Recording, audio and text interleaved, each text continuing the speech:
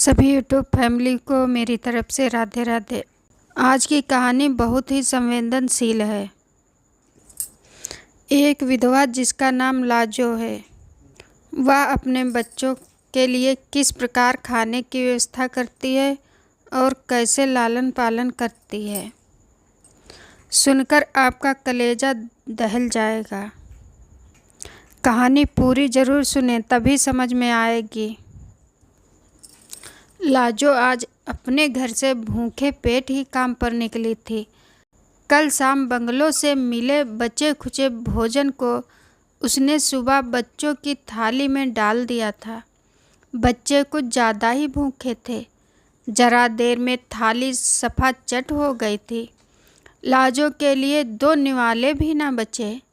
लाजो ने लोटा भर पानी हलक में उड़ेला और काम पर निकल गई। सोचा किसी बंगले की मालकिन से कुछ मांग कर पेट भर लूँगी।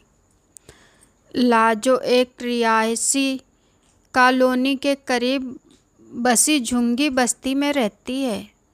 पास की 5-6 कोठियों में उसने झाड़ू पोछे और बर्तन मांजने का काम पकड़ रखा है। 5 बरस पहले जब उसका पति ज़्यादा शराब पीने के कारण मरा था, तब उसका सोनू पेट में ही था। उसके ऊपर 2 बेटियां थीं। 3 बच्चों का पेट पालना इस महंगाई में अकेली लाजो के लिए कितना मुश्किल था, यह सिर्फ वो ही जानती थी। किराए की झुग्गी है। बच्चों को पास के प्राइमरी स्कूल में डाल रखा है। घर के किराए, बच्चों के कपड़े, फीस, किताबों में उसकी सारी कमाई छूमंतर हो जाती थी। महीने बीत जाते थे। बच्चों को दूध दही का स्वाद चखे घर में खाना कभी ही बनता था। सच पूछो तो बंगलों से मिलने वाली जूठन पर ही उसका परिवार पल रहा था। लाजो पहली कोठी में काम करने के लिए घुसी तो मेम साहब ने कहा, लाजो आज बर्तन नहीं है, साफ सफाई के बाद ये लिस्ट लेकर सामने किराए की दुकान पर चली जाना। यह सारा सामान ले आना। साहब बात कर आए हैं। आज से नवरात्रे हैं, सारा उपवास का सामान है। हाथ अच्छी तरह धोकर जाना। लाजो थैला लेकर किराने की दुकान पर पहुंची तो लिस्ट में लिखा सामान लाला ने निकालकर उसके सामने रख दिया। प्लास्टिक की थैलियों में भरे मखाने, छुहारे, राजगिरी, सूखे मेवे, आलू और अरारोट के चिप्स, पापड़, देसी घी के डिब्बे और न जाने क्या क्या, जिनके बारे में लाजो ने ना कभी सुना था और ना ही देखा था। उपवास में ऐसा भोजन, इसका मतलब आज उसको इस घर से बचा खुचा रोटी दाल नहीं मिलने वाला है। उसका मन भारी हो गया। बच्चों के भूखे चेहरे आंखों के सामने नाचने लगे। उसके बाद के 2 घरों में भी व्रत पूजा के कारण लाजो को रोटी नहीं मिली। बस एक घर में चाय ही मिल पाई, जो उसके पेट की आग का दमन करने में असमर्थ रही। लाजो को अब ज़्यादा चिंता इस बात की होने लगी कि अगर किसी घर से बचा हुआ खाना ना मिला तो दोपहर को घर लौटकर वह बच्चों की थाली में क्या रखेगी। उसका ध्यान धोती के छोर में बंधे पैसे की ओर गया। उसने खोल कर देखा, एक 10 का नोट और 5 के 3 नोट के साथ चंद सिक्के ही थे। पूरा महीना सिर पर था। यह पैसे भी खर्च नहीं कर सकती थी। वह तेजी से चौथे बंगले की ओर चल दी। मल्होत्रा साहब की कोठी थी। ये लोग आर्य समाजी थे। लाजो ने उनके वहाँ धार्मिक कर्म कांड कभी नहीं देखे थे।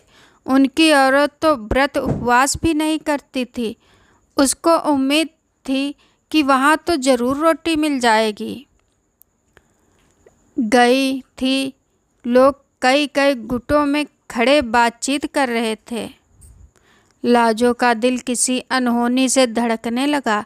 बाहर खड़ी एक महिला से पूछा तो पता चला मल्होत्रा साहब नहीं रहे। आज 11 बजे उनका देहावसान हो गया है। अंदर फर्श पर अर्थी पड़ी थी। घर की औरतें अर्थी को घेरे विलाप कर रही थीं। लाजो एक कोने में जाकर बैठ गई। 2 घंटे बीत गए। लोगों का तांता लगा हुआ था। अर्थी उठने का नाम ही नहीं ले रही थी। लाजो को खींच लगने लगी। उसकी आंतें भूख से कुलबुला रही थीं। उसे रह रह कर अपने बच्चों की भी याद आ रही थी। कोठरी के दरवाजे पर माँ का इंतजार करते भूखे बैठे होंगे। दोपहर 2 बजे जाकर कहीं अर्थी उठी। मल्होत्रा साहब के दारुण क्रंदन से लाजो की आंखें भी भर आईं। स्वयं के साथ घटित घटनाक्रम चलचित्र की तरह आंखों के सामने घूम गया।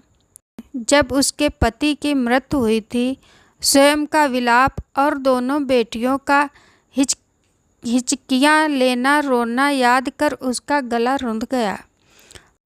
अर्थी जा चुकी थी। घर में मरघट सा सन्नाटा पसरा था। रिश्तेदार अपने अपने घर लौट गए थे। मेम साहब बच्चों सहित अपने कमरे में बंद हो गई थी। जवानी में सुहाग उजड़ गया। छोटे छोटे बच्चे थे। बेचारी लाजो ने ड्राइंग रूम ठीक करना शुरू किया। सारा फर्नीचर जो अर्थी रखने के लिए इधर उधर खिसका दिया गया था, लाजो ने अकेले खींच खींच कर जगह पर लगाया। फिर पूरे घर में झाड़ू पोछा किया। सारा काम निपटाते निपटाते 3:30 बज गए।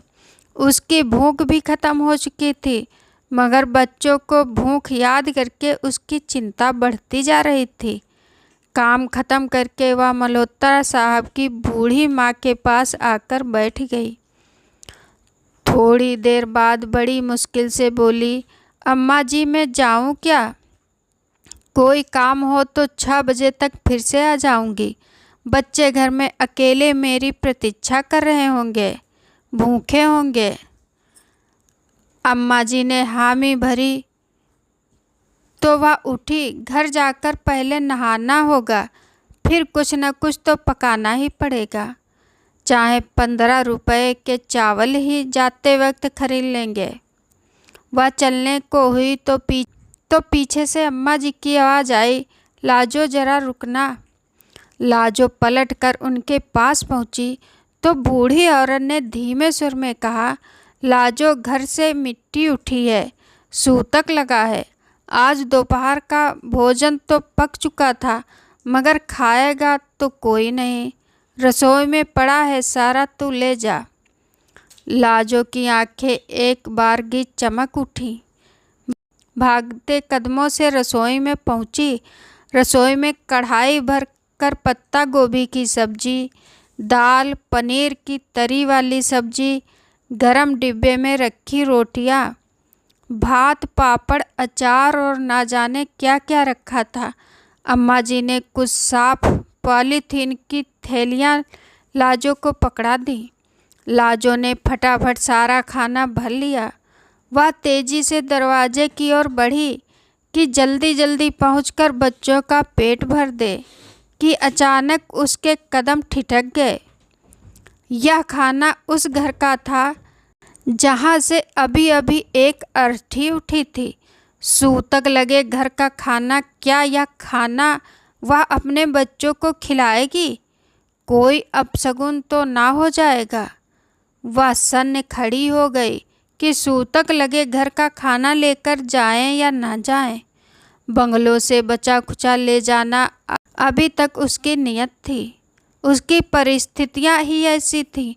ऐसे में सूतक लगे घर का खाना ले जाना भी तो परिस्थितियों के साथ समझौता ही था। पेट के आगे क्या सगुन क्या अपशगुन। दीवार घड़ी ने 4 बजने के घंटे बजाए तो उसकी तद्रा भंग हुई। कसमकस की दलीलों और तर्कों पर स्वयं उसकी और बच्चों की भूख हावी हो चुकी थी। हाथ में खाने का बड़ा सा पैकेट संभाले वह लंबे लंबे डग भरते हुए घर की ओर भागी जा रही थी।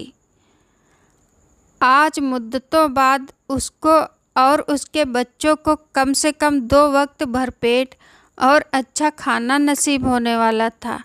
उसको याद नहीं पड़ता इससे पहले उसने रोटी सब्जी दाल चावल इकट्ठे कब खाए थे। प्यारे दोस्तों, पेट के लिए क्या क्या करना पड़ता है। आप सभी लोगों को ये कहानी कैसी लगी? अगर पसंद आई हो तो प्लीज़ कमेंट लाइक शेयर ज़रूर करें। धन्यवाद।